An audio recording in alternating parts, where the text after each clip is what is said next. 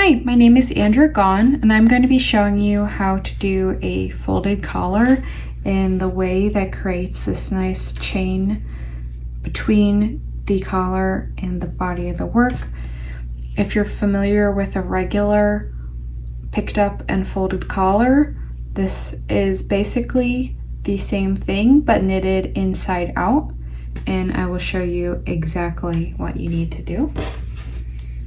So in this pattern, I'm working the collar in a needle size, 2 sizes smaller than the body, but work in whichever size needle is instructed by your pattern. And then for a usual folded collar, you would be picking up stitches like so from the right side of the work. What we're gonna do is pick up stitches from the wrong side of the work. And for a garment, that is going to involve turning the garment inside out. And then begin picking up stitches in your usual method. You can either pick up this strand here or pick up in the center of a stitch, whatever you find simplest. This edge here is going to be covered up. It's not going to be visible at the end. So aesthetically, does it matter much? I like to pick up this way because I find it sort of creates the least bulk and feels simplest. So continue that all the way across.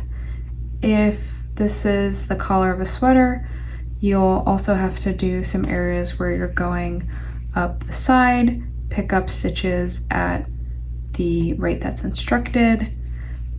And once you've picked up all your stitches, you're gonna work for twice the length that you want the final collar to be. And then I'm gonna come back and show you how to sew it down to create the edge with that chained border.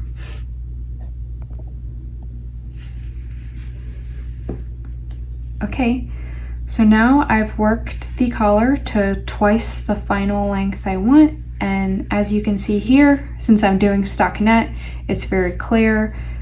This is the wrong side of my garment, and the right side of the collar is facing me, and you want to leave a tail at least 3 times the total length or width of what you're sewing. And then you're going to turn back to the right side. If this is a garment, you would be now turning the entire garment right side out again. And we're going to fold the collar over like so. And what we're going to do is sew down this bound off edge directly below where we picked up stitches. And this bound off edge is going to be that chain barrier between the two that creates a nice finish.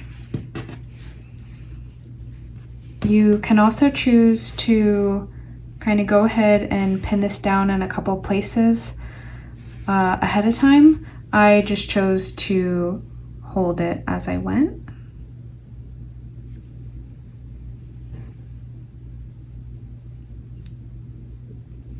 And how we're going to sew this down, first I'm just going to poke this through so it's coming through. Okay. What we're going to do is come up through the center of one of these chain stitches.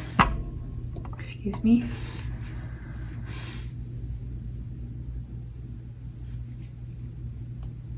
And then go back through the center of the chain one before.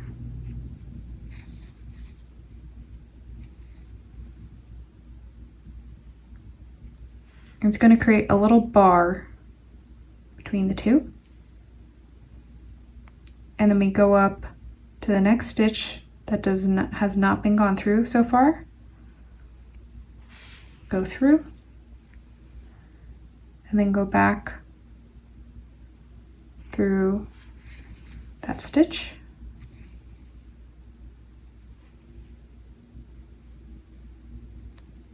We're going to continue like so through each stitch.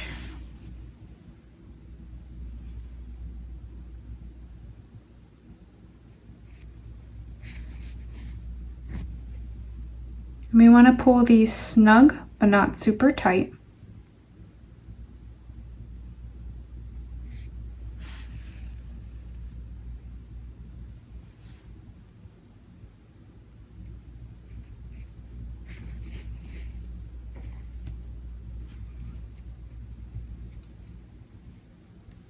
You can see there's a little bar created between each of these chains. This is already a fingering weight yarn, so I'm just using the exact yarn that I used for the main body, but another option could be if you were using a worsted weight yarn or DK weight yarn for your main piece, you could actually do this chaining with a similar color yarn that's a lot thinner, and it would make this bar more invisible. But I think that the look of how it is with the bar visible, this looks very defined and nice.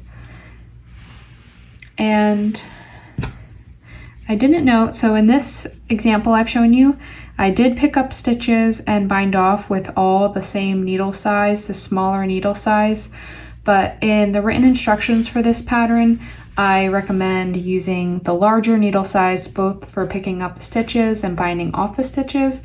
And this is just to ensure that those two steps are done nice and loose. And if you feel confident about picking up stitches loosely and binding off loosely, you could just do the entire thing with a single needle size. That's just kind of an assurance policy so that no one makes the mistake of having it too tight. Because of course for collar, if this step is done too tight, you're not going to be able to fit this comfortably over your head. So I hope you enjoyed checking this out. You could do this exact same process with a rib or any other stitch pattern, and this edge line here will look exactly the same, and it will just be the material here will be whatever stitch pattern you chose to use. All right, thank you so much for watching.